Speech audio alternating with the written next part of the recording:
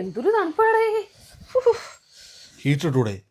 Heater current ബില്ലിന്റെ കാര്യം ഓർക്കുമ്പോ ഹീറ്റർ ഇടുന്നതിന് പിന്നെ സോളാർ പിന്നെന്തിനാ വെച്ചേക്കുന്നത്? സോളാറിന്റെ കാര്യം പറഞ്ഞപ്പോഴാണ് നമ്മുടെ UK-ലും നമ്മുടെ നാട്ടിലെ എൽസോൾ പവർ സൊല്യൂഷൻ ഇപ്പോൾ UK-ൽ ലോഞ്ച് ആയിട്ടുണ്ട്. അവാർഡ് വിന്നിംഗ് ആണ്, അതുപോലെ ട്രസ്റ്റഡ് ആണ്, ലീഡിങ് കമ്പനിയാണ്. അപ്പം മലയാളികളുടെ സംരംഭമാണ്. അവരുടെ അഡ്വാൻറ്റേജ് എന്താണെന്നുള്ളത്, എലിജിബിൾ ഹോം സോളാർ സിസ്റ്റത്തിന് 0% വാറ്റ് അവൈലബിൾ ആണ്. പിന്നെങ്കിൽ നമ്മുടെ റൂഫ് ടോപ്പിനും ഇലക്ട്രിസിറ്റി യൂസിനും അനുസരിച്ചുള്ള കസ്റ്റം മെയ്ഡ് സോളാർ പാനൽസ് അവർ ഡിസൈൻ ചെയ്യും.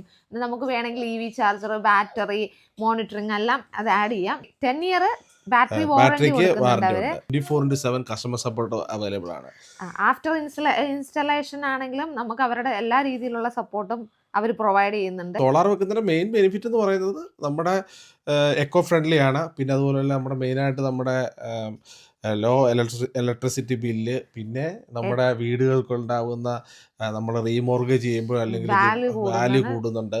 അതുപോലെ തന്നെ നമ്മുടെ തണുപ്പ് സമയത്ത് ഉണ്ടാകുന്ന നമ്മൾ ഹീറ്ററൊന്നും ഇടാതിരുന്ന് കഴിഞ്ഞാൽ നമ്മൾ പേടിച്ചിട്ടായിരിക്കും, ഇലക്ട്രിസിറ്റി ബില്ല് പേടിച്ചിട്ടായിരിക്കും നമ്മൾ ഹീറ്റർ ഒന്നും ഉപയോഗിക്കാതിരിക്കും. ആർത്രൈറ്റിസ് അങ്ങനെയുള്ള രോഗങ്ങളൊക്കെ ഉണ്ടാവാനുള്ള ചാൻസ് ഉണ്ട്. അപ്പോൾ മാക്സിമം നമ്മുടെ ഇലക്ട്രിസിറ്റി യൂസേജ് കുറയ്ക്കുക, ബില്ല് നമ്മുടെ യൂട്ടിലിറ്റി ബില്ല് കുറയ്ക്കുക എന്നുള്ള രീതിയിൽ എനിക്ക് തോന്നുന്നു സോളാർ നല്ലൊരു ഓപ്ഷനാണ്.